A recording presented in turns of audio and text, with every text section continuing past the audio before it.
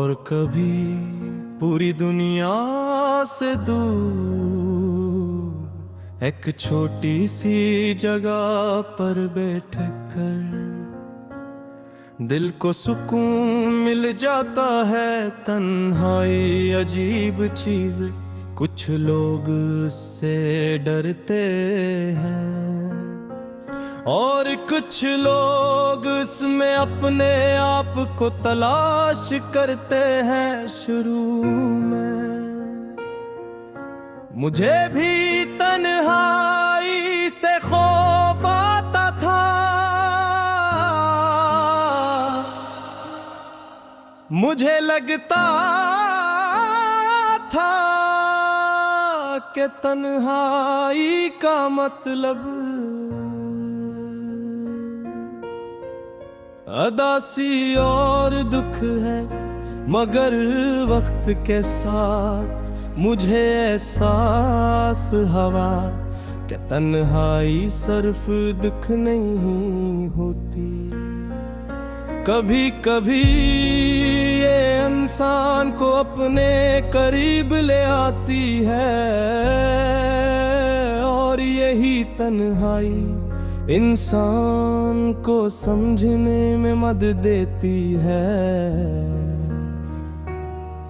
कि वो असल में कौन है। मेरी जिंदगी का भी एक लंबा सफर तन्हाई के साथ गुजरा है और इसी सफर ने मुझे बहुत कुछ सिखाया है। ये कहानी है तन्हाई का सफर।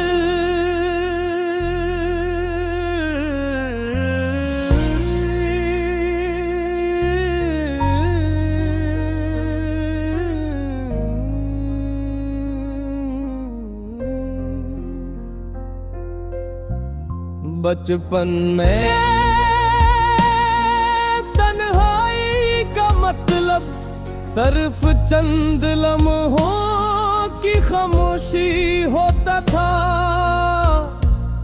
अगर दोस्त न होते तो हम बोर हो जाते थे। हमें लगता था कि अकेले रहना सबसे मुश्किल चीज है। इस वक्त हमें तन्हाई की असल हकीकत का कोई अंदाजा नहीं था। फिर वक्त के साथ जिंदगी बदलने लगी, लोग मसरूफ होते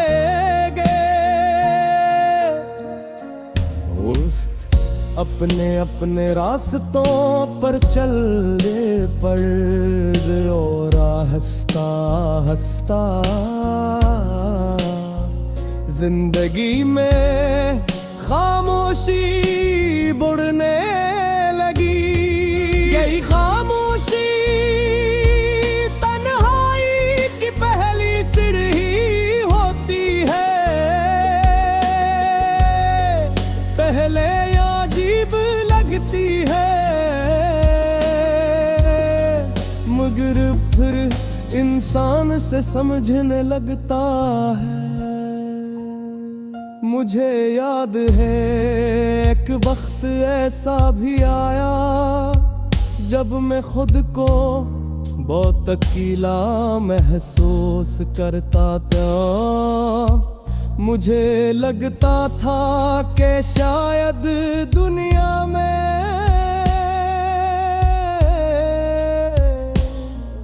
कोई मुझे समझ नहीं सकता। मगर फिर मैंने तन्हाई से भागने के बजाय असे कबूल करने की कोशिश की। मैंने खामोशी में बैठ कर अपने ख्यालात को सुनना शुरू किया और तब मुझे एहसास हवा के तन्हाई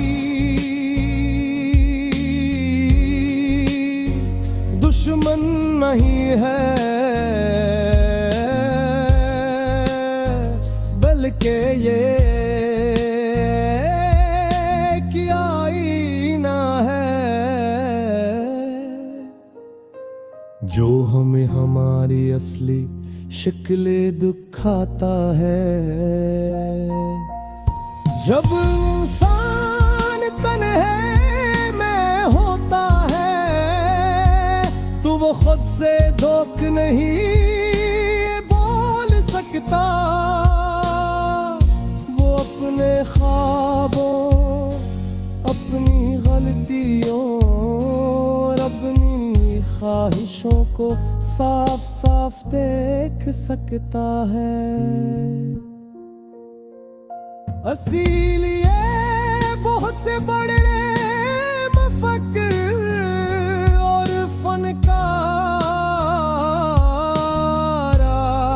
तन्हाई को पसंद करते थे, क्योंकि तन्हाई तख्लीक को जन्म देती है। कभी कभी मैं तन्हाई में बैठ कर अपनी जिंदगी के बारे में सोचता हूँ। मैं देखता हूँ कि मैं कहाँ से आया था और अब कहाँ खड़ा हूँ। ये सोच कभी खुशी देती है और कभी